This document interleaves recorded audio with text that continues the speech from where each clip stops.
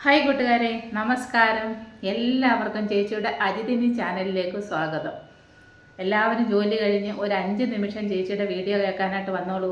Subscribe ചെയ്യാത്തവർ subscribe ചെയ്തിട്ട് അടുത്തുള്ള ബെല്ലൈക്കന് അമർത്തി കൊടുത്തിട്ട് അതിന് ഇപ്പുറത്തൊരു ഓൾ എന്നുള്ള ഓപ്ഷൻ ഉണ്ട്, അതും ഇനേബിൾ ചെയ്താൽ മാത്രമേ ചേച്ചി ഇടുന്ന പുതിയ പുതിയ വീഡിയോ നിങ്ങൾക്ക് നോട്ടിഫിക്കേഷനായിട്ട് വരത്തുള്ളൂ. എല്ലാവരും അങ്ങനെ ചെയ്യണം കേട്ടോ.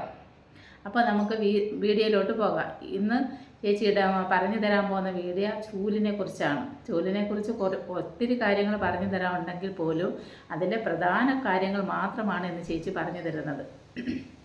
ഈ ചൂലിനകത്ത് മഹാലക്ഷ്മിയുടെ ഒരു അംശമുള്ളതായിട്ടാണ് കരുതപ്പെടുന്നത്.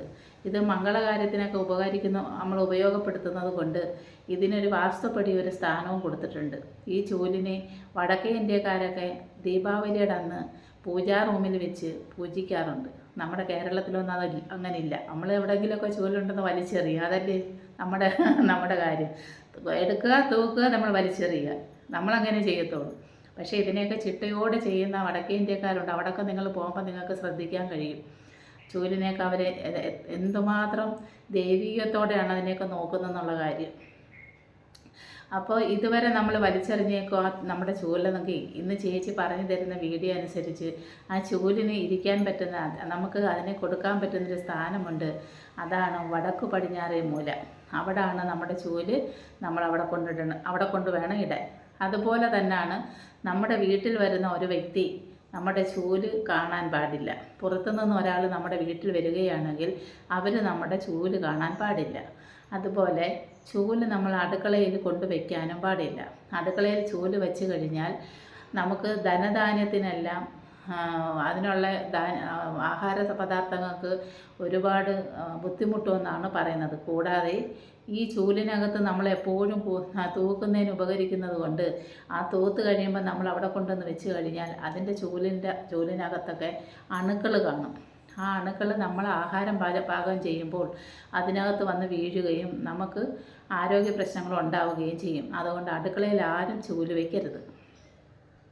അതുപോലെ തന്നെയാണ് നമ്മൾ രാവിലെ ഉറങ്ങി എണീറ്റിട്ട് വന്ന് ചൂല് കാണാൻ പാടില്ല. ചൂല് കണ്ടു കഴിഞ്ഞാൽ അത് അശുഭ ലക്ഷണമായിട്ടാണ് കണക്കാക്കപ്പെടുന്നത്. നമ്മൾ എവിടെയെങ്കിലും വെളിയിലോട്ട് പോകാൻ നേരത്ത് ചൂല് കാഴ്ച കണ്ടിട്ട് പോകാൻ പാടില്ല. ആ കാര്യം നമുക്ക് പോകുന്ന കാര്യം നടക്കത്തില്ലെന്നാണ് പറയുന്നത്. ഈ ചൂല് കണ്ടിട്ട് നമ്മൾ എങ്ങും പോകരുത്, അതൊരു അശുഭ ലക്ഷണമാണ്. അതുകൊണ്ട് നമ്മൾ എവിടെയെങ്കിലും പോകുമ്പം നമ്മൾ ആ ചൂല് ഇരിക്കുന്ന ചേച്ചി ഇപ്പോൾ പറഞ്ഞു തരുന്ന സ്ഥാനത്ത് വേണം ചൂല് സൂക്ഷിക്കാൻ. അതുപോലെ തന്നെ സ്റ്റെയർ കേസിൻ്റെ കീഴിലൊന്നും ചൂല് കൊണ്ടുവന്ന് ഇടരുത്, അതൊന്നും പാടില്ല. അതുപോലെ തന്നെയാണ് ചൂല് നമ്മുടെ വീട്ടിൽ നിന്ന് ആരെങ്കിലും വെളിയിലോ ഏതോ ഒരു കാര്യത്തിന് പുറപ്പെടുകയാണെങ്കിൽ അവർ പോയി കഴിഞ്ഞ് ഉടനെ പോയി ചൂലെടുത്ത് മുറ്റം തൂക്കാൻ പാടില്ല. അങ്ങനെ ചെയ്തുകൂടാ. അതുപോലെ തന്നെയാണ് നമ്മൾ എവിടെയെങ്കിലും പോകുമ്പോൾ നമ്മുടെ കുഞ്ഞുങ്ങളെ സ്കൂളിലൊക്കെ പോകുമ്പോൾ എവിടെ പോയാലും ഈ ചൂല് കണ്ടിട്ട് അവരെ പറഞ്ഞു വിടരുത്. അതിന് വേണ്ടിയിട്ടാണ് ഈ ചൂല് ആരും കാണാത്ത ഒരു ഭാഗത്ത് നമ്മൾ സൂക്ഷിക്കണമെന്ന് പറയുന്നത്. അതിൻ്റെ സ്ഥാനമാണ് വടക്ക് പടിഞ്ഞാറേ മൂല. അതുപോലെയാണ് ഈ ചൂല് നമ്മൾ വാങ്ങുന്നതിന് ദിവസങ്ങളുണ്ട്. ഈ ചൂല് നമുക്ക് പുതിയതായിട്ട് വാങ്ങണമെങ്കിൽ ശനിയാഴ്ച ദിവസവും ദീപാവലി ദിവസവും ഒക്കെ വാങ്ങുന്നതാണ് നല്ലത്. അത് കഴിഞ്ഞ് നമുക്ക് ചൂല് തൂത്ത് അത് ചെറുതായിട്ടുണ്ട് നമ്മൾ എടുത്ത് കളയാനൊരുങ്ങുമ്പോൾ അതിനും ഒരു ദിവസങ്ങളുണ്ട്. വെള്ളിയും ചൊവ്വയും ഏകാദശി അങ്ങനെയുള്ള ആ ദിവസങ്ങളിലൊന്നും ചൂലെടുത്ത് കളയരുത്. അല്ലാത്ത ദിവസം നിങ്ങൾക്ക് കളയാം. അതുപോലെ തന്നെയാണ് നമ്മൾ ഒരു വീട്ടിൽ താമസിച്ചിട്ട്, ഇപ്പോൾ വാടകയ്ക്ക് താമസിക്കുന്നവരായാലും സ്വന്തം വീട്ടിൽ താമസിക്കുന്നവരായാലും നമ്മൾ ഈ ഒരു വീട് കഴിഞ്ഞിട്ട് വേറൊരു പുതിയ വീട്ടിലോട്ട് പോകുമ്പോൾ നമ്മൾ ഇവിടെ നമ്മൾ താമസിച്ചിരുന്ന സ്ഥലത്ത് ഉപയോഗിച്ച ചൂല് നമ്മൾ കൊണ്ടുപോയി കഴിഞ്ഞിട്ട് ഒരാഴ്ച കഴിഞ്ഞതിന് ശേഷം നമുക്ക് വേണമെങ്കിൽ വേറെ ചൂല് വാങ്ങാം. അല്ലാതെ നമ്മൾ താമസിച്ചിരുന്നിടത്ത് ഇട്ടിട്ട് പോകരുത്.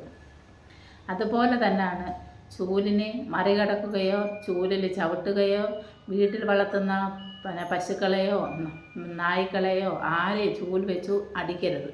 പണ്ടുള്ളവർ പറയാറില്ലേ, ചൂല് മറികടക്കരുതെന്ന് ദോഷമാണ്. അതൊക്കെ ഉള്ളതാണ്. ചൂലിനെ ചവിട്ടിയോ മറികടക്കുകയോ ചെയ്യലും ചൂലിൻ്റെ അറ്റം വെട്ടിക്കൂടാ. പക്ഷെ നമ്മളൊക്കെ ചൂലിൻ്റെ അറ്റം വെട്ടുക, നമ്മൾ ഈ തെങ്ങോലയുടെയൊക്കെ ഈക്കിലിരിഞ്ഞിട്ടേ നമ്മളത് കുറച്ച് കട്ട് ചെയ്യാതെ നമുക്ക് തൂക്കാൻ പറ്റത്തില്ല. അതുകൊണ്ട് നമ്മൾ വെട്ടും. അതൊന്നും പാടില്ല. പണ്ടുള്ളവർ അതൊക്കെ നോക്കിയാണ് ജീവിച്ചത്. ഇപ്പോൾ ഉള്ളവർക്ക് അതിനൊക്കെ എവിടെ സമയം? കൈ കിട്ടുന്നതെടുത്ത് നമ്മൾ തൂത്തുന്നു, വൃത്തിയാക്കുന്നു, നമ്മൾ എവിടെയെങ്കിലും കൊണ്ടിടുന്നു. ഇനി അങ്ങനെ പാടില്ലെന്നാണ് പറഞ്ഞത് കേട്ടോ. ചൂലിന് നമ്മളെ എപ്പോഴും അതിന് ദൈവിക ശക്തി ഉള്ളത് കൊണ്ട് തന്നെ ചൂലിന് നമ്മൾ നല്ലതുപോലെ അതിന് വെക്കേണ്ടുന്ന സ്ഥാനമുണ്ട്. അവിടെ നിങ്ങൾ വയ്ക്കാവൂ. ഇതുവരെ നിങ്ങൾക്ക് അറിയത്തില്ലെങ്കിൽ ചേച്ചി പറഞ്ഞു തന്നതനുസരിച്ച് നിങ്ങൾ വെക്കണം. അതുകൊണ്ട് ചേച്ചി അത്യാവശ്യ കാര്യങ്ങൾ പറയാനാണ് ചേച്ചി ഇന്ന് വന്നത്. അപ്പോൾ നിങ്ങൾ പറഞ്ഞല്ലേ, ചൊവ്വാഴ്ചയും വെള്ളിയാഴ്ചയും ഏകാദശിയുടെ അന്നൊന്നും ചൂലെടുത്ത് കളയരുത്. ശനിയാഴ്ച ദീപാവലിയുടെ അന്നൊക്കെ ചൂല് നമുക്ക് പുതിയതായിട്ട് വാങ്ങാം. അതുകൊണ്ട് എല്ലാവരും ഈ കാര്യം ഒന്ന് നോക്കണേ മക്കളുമാരെ. അപ്പോൾ ചേച്ചി ഇനിയൊരു പുതിയ വീഡിയോ കൊണ്ട് വരുന്നതായിരിക്കും. അതുവരെ എല്ലാവരും വീഡിയോ കണ്ടിട്ട് പോയി ജോലി ചെയ്തോ, അല്ലെങ്കിൽ റെസ്റ്റ് എടുത്തിക്കോ. പോയിട്ട് വരാം.